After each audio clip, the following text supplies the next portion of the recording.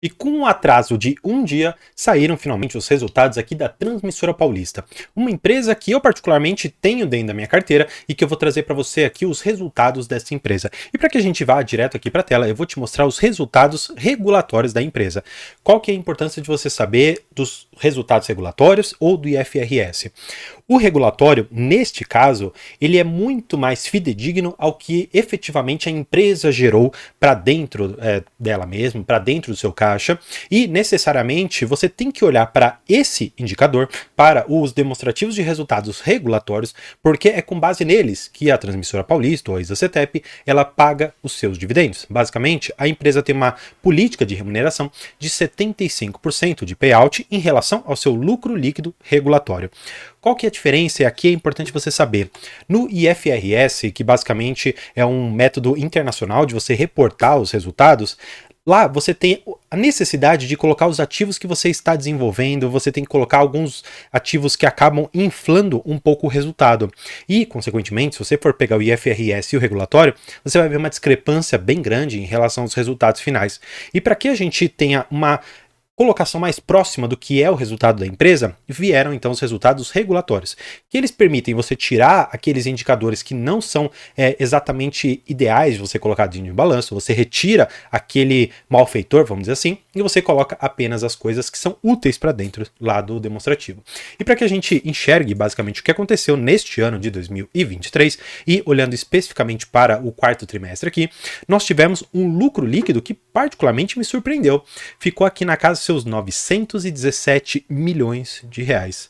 Sim, de fato, quando você olha para o quarto trimestre de 2022, que nós tivemos esse lucro aqui na casa de 381 milhões de reais, houve uma diferença bastante significativa, de 140%. Houve um acréscimo no resultado muito interessante.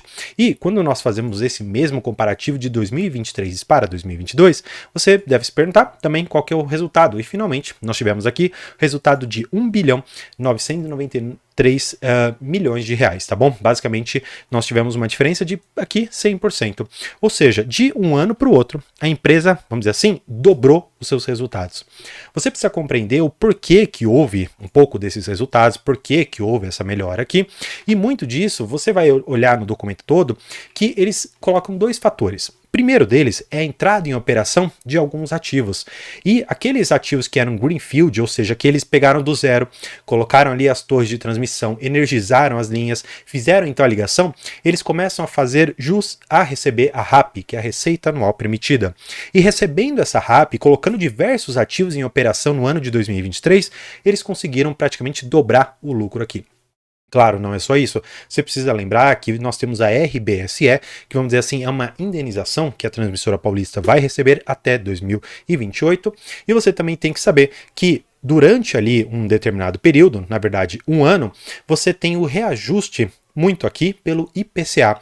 Então, de 2022 para 2023, nós tivemos o ciclo da RAP, e esse ciclo da RAP é reajustado. Só que quando que ele é reajustado? E aqui você precisa saber disso.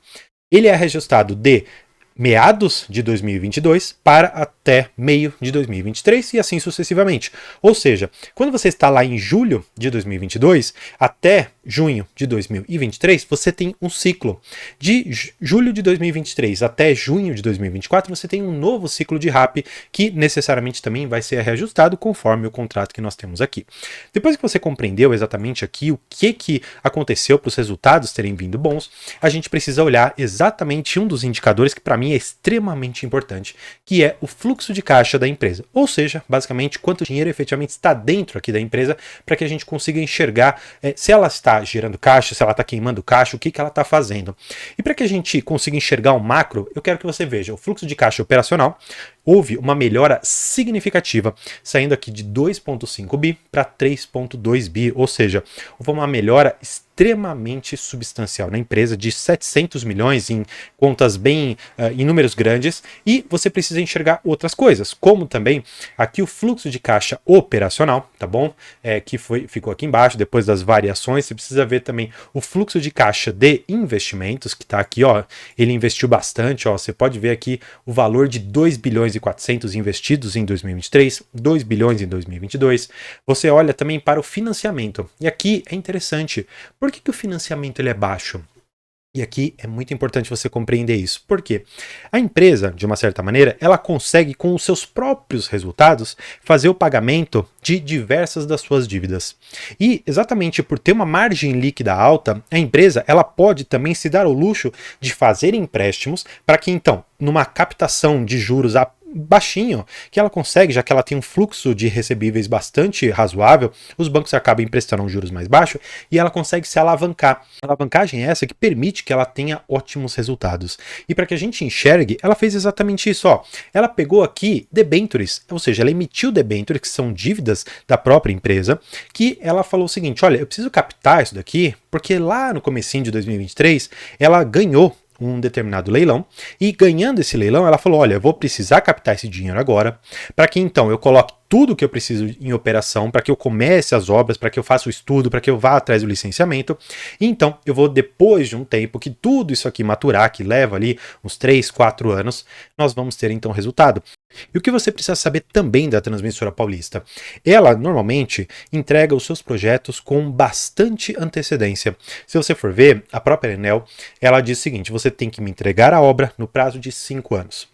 E a Transmissora Paulista, muitas vezes, antes mesmo de ganhar o leilão, ela já arca com os custos do licenciamento ambiental, ela arca ali com alguns estudos de viabilidade, para que então, se ela conseguir ganhar o leilão, que ela então projetou que ela ganharia, ela já consiga antecipar 6 meses ou até mesmo 1 ano. E é muito bom porque se você entrega com 1 ano de antecedência, você já faz jus à RAP e você de vez em quando acaba até recebendo um prêmio por essa eficiência. Isso é muito importante. E sabendo que a Transmissora Paulista tem esse histórico bastante interessante de entregar com bastante eficiência, entregar com antecedência e operar bem os ativos, nós temos aqui bastante confiança em emprestar esse valor de praticamente 2 bilhões e meio de reais. Claro, tem que ser feito também o pagamento aqui de principal, juros, enfim, tem inúmeros instrumentos aqui que são importantes.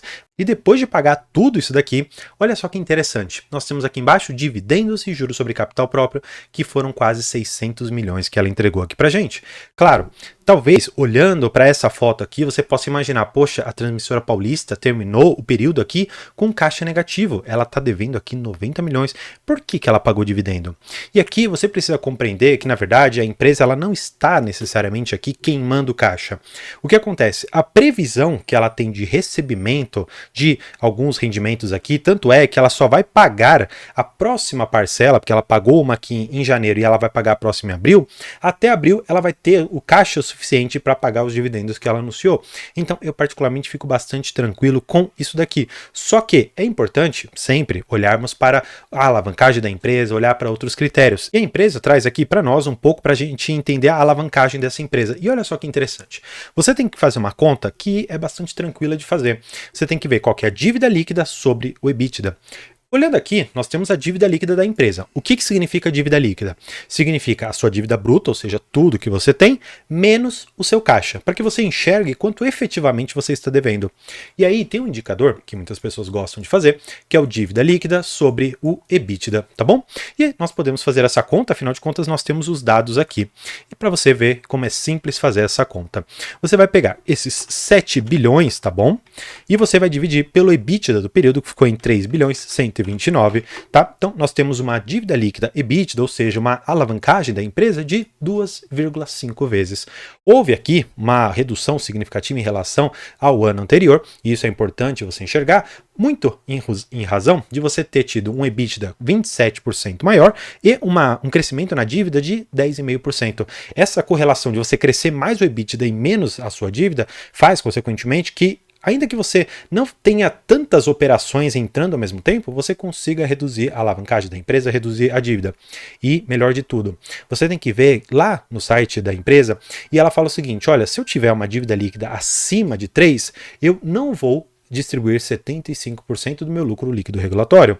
E é importante você ter essa visão de que a empresa ela está com uma alavancagem saudável que permite, dentro das regulamentações da empresa, continuar distribuindo um resultado interessante.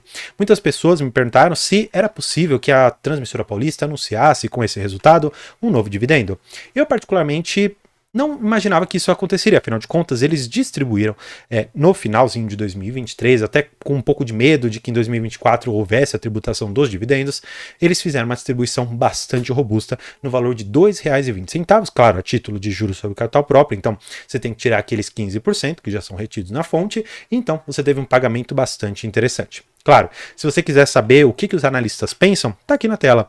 13 analistas recomendam manter a ação. Afinal de contas, o preço-alvo estabelecido por eles fica na casa dos seus R$ 25,38.